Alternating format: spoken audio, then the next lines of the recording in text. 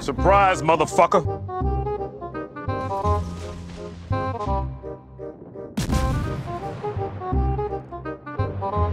Oh, fuck!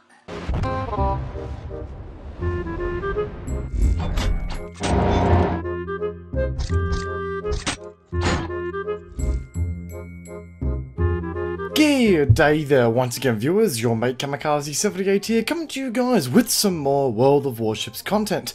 And today, my friends, we're going to be having a chat about what could be considered one of the more controversial consumables that is in the game currently, and has rapidly become a more prevalent part of the game in recent times. Radar.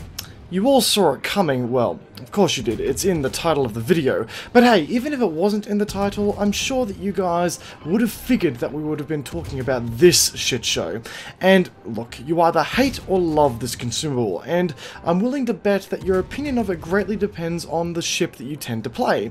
And as I've been testing out the Cossack Premium British Destroyer for a video that will be coming out very, very soon, I've been finding myself pushed to my limit of sanity while trying to deal with this cursed consumable. Being someone who normally plays a battleship or a cruiser, it really wasn't something that normally affected my playstyle, because, you know, radar doesn't impact the role of my ship directly. But for a destroyer, a cheeky radar from an enemy can be a detrimental move and send you quickly to the bottom of the sea. And with how many radar-bearing ships are out there nowadays, the impact that this ability can have on a game is monumental when it's used by a single ship, but when it's used by a collection of ships in a cycle, they can damn well set up a no-go zone for a certain capture point. It can, when used correctly, completely eliminate any work done by a destroyer to be stealthy and scout ahead, just with the press of a button. And for that reason, I believe it's fair to ask, is the radar consumable an overpowered addition to the game? Does it break the balance of the game? Has the amount of radar in the game skewed the balance out of whack? There is a lot to address here, and we are going to do it in the most unbiased way possible, or at least I'm going to do my best to do so, because quite frankly, I really enjoy playing all types of ships. I see radar for its purposes, I see why it's in the game, but I can also see how it can be annoying. So again, we're going to try and do this in a very unbiased manner. Now firstly, for those who don't actually know what the radar consumable is, we need to discuss it and its functionality.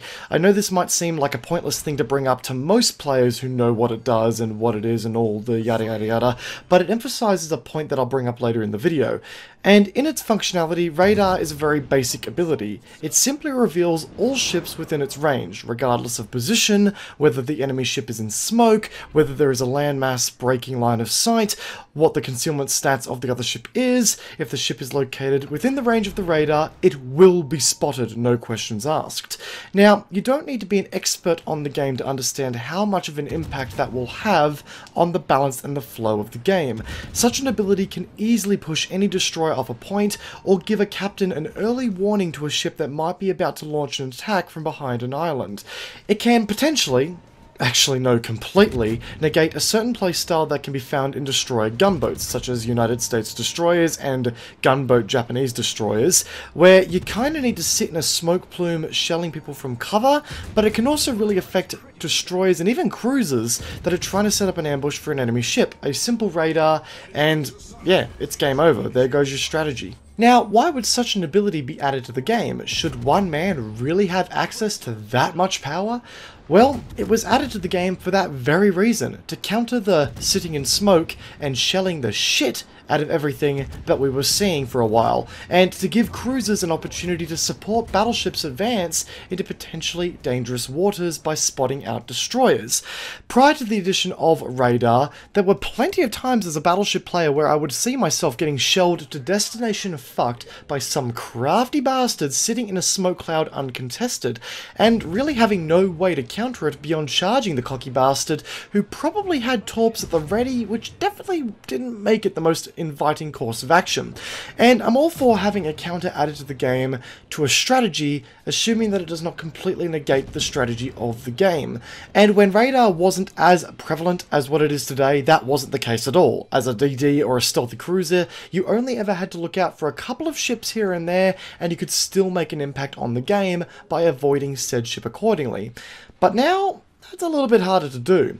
At the time of making this video, there are 21 ships in the game spread across tiers 7 to 10 that feature the radar consumable, 15 of which are ships that are located within actual tech trees and can be unlocked by simply playing the game. 3 ships in tier 7, 5 ships in tier 8, 8 ships in tier 9, and 5 ships in tier 10. And there are more ships on the way that have radar capabilities, such as the Stalingrad. Now, to further illustrate the point here, of all the tier 8 cruisers that are available to be played in the game right now, premium or not, 4 of them, or a little more than a third, have access to radar, minus the 3 premium ships from the equation that bumps the total amount of tier 8 cruisers in the game currently to 8, giving half of the cruiser lineup that's in the game right now that you don't need to spend a cent on the option to mount a radar consumable. Now that's a lot of potential coverage for an ability which completely reveals a player instantly, regardless of how well they are playing their ship, and that sort of segues us into a point that we're going to make about the radar a little bit later, so hold on to that thought. Now, putting that into practice, if a third to half of the cruiser lineup in every match of a tier 8 to tier 10 game, in which there would be about 4 to 6 depending on the game, ran radar, then statistically, we would see about 2 to 3 radars on average per team, which is again a lot of radar on average for a ship to deal with that is trying to be stealthy, and that is of course not including things like the Missouri and the Pan-Asia destroyer line. Add them into the equation and things tend to get also a little bit messy.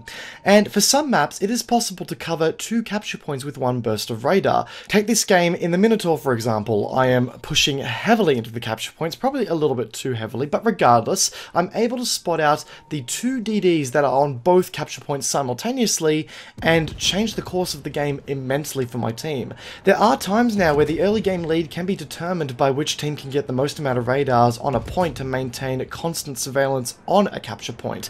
This can be seen mainly on maps that have capture points that are bordered by terrain or have the odd island inside the capture point, where a cruiser can simply sit behind the island and blow radar within the safety of cover with no contention whatsoever. The team which wins that standoff sees a DD sneak onto the point and capture the first capture point. This sees the classic gunboat DD have its role changed slightly in the game, as they have moved from being the point capturers to skirmishers, forced to stay back out of the front lines until the battleships of the game have discouraged the cruisers that bring radar to the table from pushing forward. More so with the recent influx of the American cruisers on the battlefield with the introduction of the light American cruiser line. As I said before, while testing out my early access Cossack Premium DD, I have learned the hard way that I need to play the ship a lot more passively, which sadly counteracts the entire purpose of the ship from what I can tell, as she really stands out as a destroyer hunter, a bit of a teaser as to what is to come there. And while I'm all for changes to the meta of the game if they add improvements to the combat and dynamics of a battle, I am of the opinion that radar has become a little bit too numerous for its ease of use. I don't mind there being an ability that counteracts those who sit in a smoke and shell targets from the cover of said smoke. Every strategy in this game needs a counter, and I think radar accomplishes its job well there. What I do think is that it's currently a little bit too easy to use for a wide variety of situations. There is no risk versus reward element of it currently. And remember that segue I mentioned earlier, guys, about radar being an ability that completely reveals a player instantly regardless of how well they're playing? That's where we're segueing to here now. Personally, I feel that the current course of action is to remove the ability for a radar to penetrate terrain while spotting targets, and that line of sight should be a factor of spotting a target with the radar. This would mean that for a radar ship to spot for its allies, it couldn't sit behind terrain and just hit a button to change the tide of battle. The ship deploying the radar would have to place itself in a relatively risky situation to place the enemy ship it's trying to spot in also a risky situation. The way I see it, it's all about satisfying a delicate balance of risk versus reward, and considering the reward of this ability is potentially massive, the risk should also be of a higher regard as well to use it effectively. This way, as opposed to a radar ship simply tapping at the radar button and proceeding to spot the enemy ship for allies to brutalize, it will, encourage team play on a massive scale. If a radar ship wants to make a move and spot out for its team, then it's obviously going to have to place itself in a risky situation, which means that it's going to want cover fire from allied battleships, and it's going to want to alert allied ships as to when to start scanning capture points, for example, for stealth ships. And on the flip side, this will also give ships that are supporting the allied DD a chance to directly directly counter the radar ship. If they have to come out of cover to activate such an ability, then the source of the radar isn't untouchable and gives the team a chance to support the destroyer directly, as opposed to merely attempting to distract the ships that are lining up the said DD. That, I feel, is the one major issue with the radar right now. All a cruiser needs to do is sit behind an island, activate the radar, completely ruin someone else's game, and thus still remain completely untouchable and unsinkable to the majority of the fleet. And that is where I think the problem lies. As a lot of you will remember, the smoke consumable was changed at one point to also balance out the scales of risk versus reward. When smoke concealment while firing became a stat that was tied to the caliber of the ship's primary armament, it allowed for all ships to still remain somewhat concealed within a smoke cloud, but firing your guns within the smoke would run the risk of you being spotted if another ship was quietly sneaking up on you. The same application needs to be made to the variability that is designed to counter smoke. Not to mention that this is way more historically accurate to not have smoke penetrate giant landmasses. And yes, I know that this game is in no way, shape or form a perfect replica of reality. People have made the argument that the game isn't historically accurate at all, and thus the radar doesn't need to follow the same rules as reality. And while I do understand that argument, and based on that argument alone, I 100% agree. But here, we have taken a historically accurate version of a radar and applied it to a mentality that gives both sides of the fence a fair chance at play.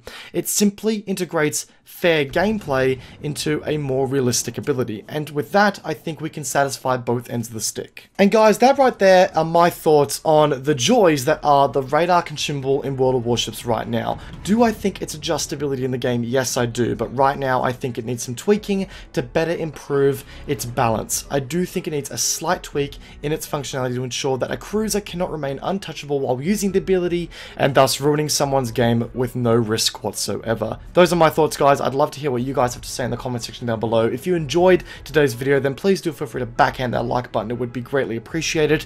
And also, guys, if you find yourself enjoying the content and you are new to the channel, then please do feel free to subscribe to keep up to date with more things that I'm going to be releasing here in the future. On that note, guys, also jump on my Twitch channel, twitch.tv/kamikaze78. The link is in the description down below. I'm starting to stream a lot more regularly now, and I would love to have your guys' support joining us on that Twitch channel. You're going to see a lot of live gameplay there, guys, a lot more on that channel than what you will see here on the YouTube channel. YouTube is more or less for my planned out content, whereas Twitch is more or less for the more relaxed stuff, which I'm sure all of you will also enjoy. Once again, guys, hope you enjoyed today's video. Peace out, and I'll be seeing you all next time. Take care, guys. Have a good one.